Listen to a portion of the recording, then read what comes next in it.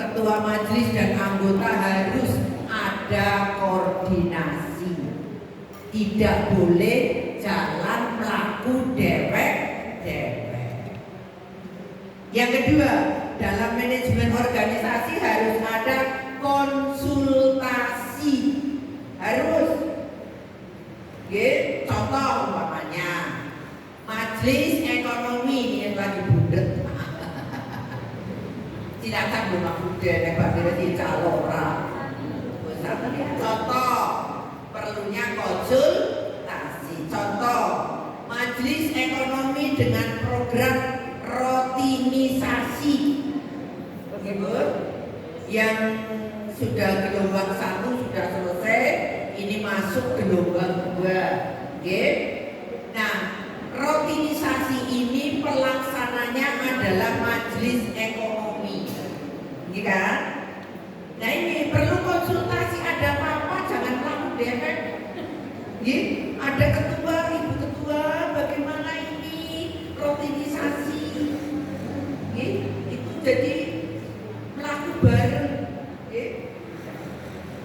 Supaya apa? Tadi tidak ada dusta di antara kita. Kan? Iya.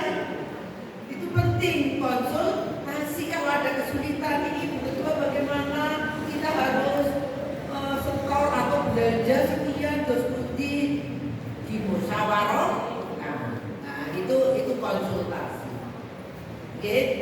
Terus harus komunikasi. Selain konsultasi adalah harus komunikasi. Harus ada komunikasi. Komunikasi bisa 2 arah, ya. Dari atas ke bawah bisa pimpinan, komunikasi dengan bagian.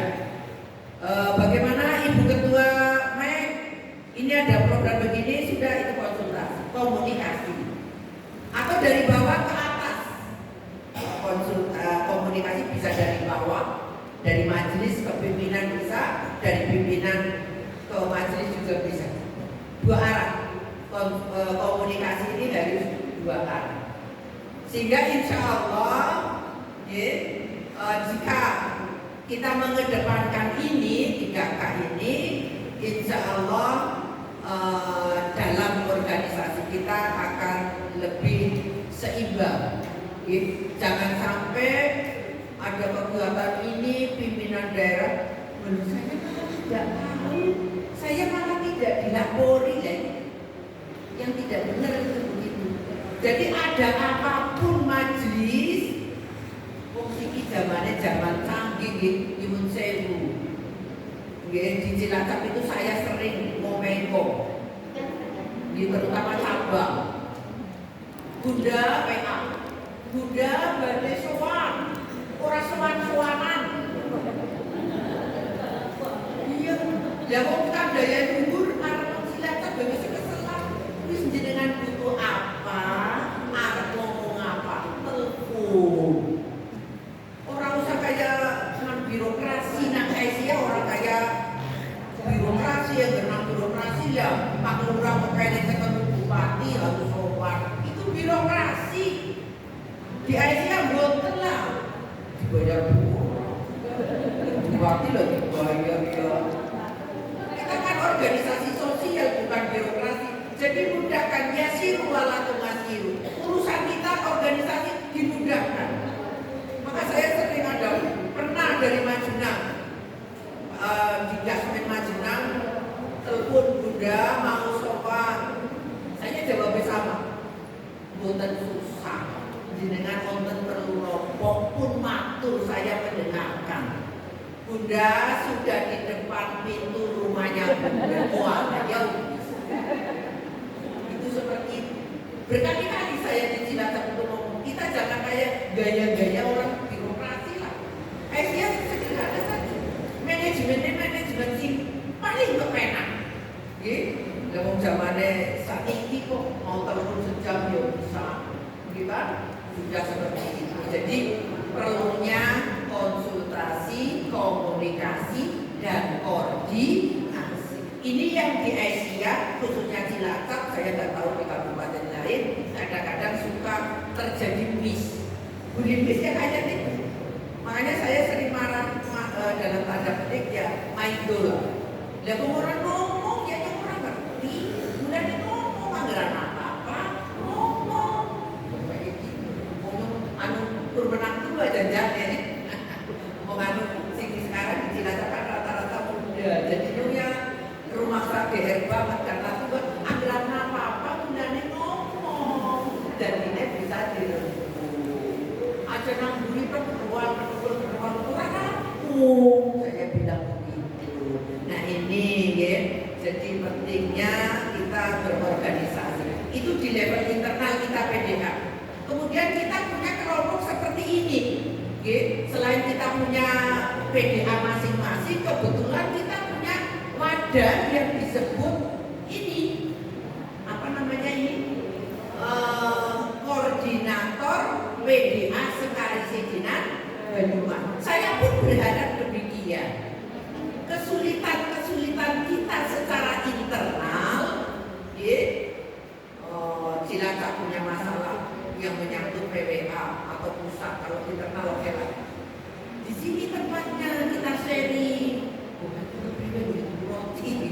misalnya, nggak apa-apa. Inilah media yang kita bisa manfaatkan untuk musyawarah ketika permasalahan itu kita sama-sama menghadapi masalah berat dan itu sama faktornya. Misalnya masalah organisasi, Banyumas mau bagaimana. Dan rakor seperti ini kita bisa sharing. Jadi saya pernah PA di Karesidenan, kalau saya tanya-tanya bukan saya kepo, karena saya ingin kita iramanya sama. Kalau ada apa-apa ya saling kayak gini, supaya Karesidenan Banyumas itu kompak. Itu begitu. Nah inilah barangkali manfaatnya. Kita ngumpul-ngumpul begini ya ayo. Kalau ada masalah bersama yang bisa kita bahas ya itu dirembuk bareng. Kan ada masalah yang sama. Misalnya roti, dan ini bab igaba nanti yang akan kita bahas. Juga itu masalah yang di Kabupaten Cilacap ada, di Banjarnegara ada. Kenapa kita tidak sharing? Bagaimana caranya mensikapi dengan igaba? Karena sama-sama punya igaba kan.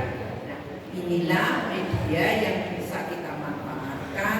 Selain kita ketemu seperti ini untuk silaturahmi, mempererat silaturahmi, tentu ada hikmah-hikmahnya. Kita hindari masalah-masalah yang memang melibatkan kita semua, termasuk di dalamnya adalah masalah igaba. Ya, Bun?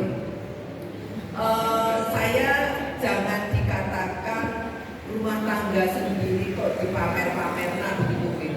Bukan, karena kalau kita bicara Asia itu sebetulnya universal. Di adanya Banyumas, adanya Banjarnegara, Cilacap, Purbalingga itu kan tupoksi men kerjanya derek-derek. Tetapi hakikatnya ketika kita bicara Asia adalah universal. Begitu ya Bun. Jadi contoh kasus. Ini mohon maaf untuk Cilacap Bu Koordinator Dikdasmen ini dari Cilacap saya belum mengenalkan ini. Itu sekretarisnya Bu Mei, sebelah kirinya ini wakil ketua koordinator bidang MEK dan Dikdasmen. Terus sebelah kirinya ini dari ekonomi, sebelahnya dari kader, sebelahnya dari Dikdasmen. Saya bawa. Jadi gini Bu, saya cerita. Ini kaitannya dengan ini gitu. Kaitannya dengan instruksi dari PP. Biar kita nanti mensikapinya nadanya sama begitu. Jangan bilang itu kan urusan igaba Bu Ida. Igaba itu bagian dari ibadah. Ya kan? Walaupun non struktural, igaba itu Bunda non struktural. Tapi itu ada karena yang menerbitkan SK juga Dikdas kita dan PDB. Dulu di Cilacap satu-satunya mitra PDA itu igaba. Dan igaba di Cilacap itu powernya luar biasa. Waktu generasi dulu saya Jadi ketua terus terang ya, saya sudah tahu sebetulnya.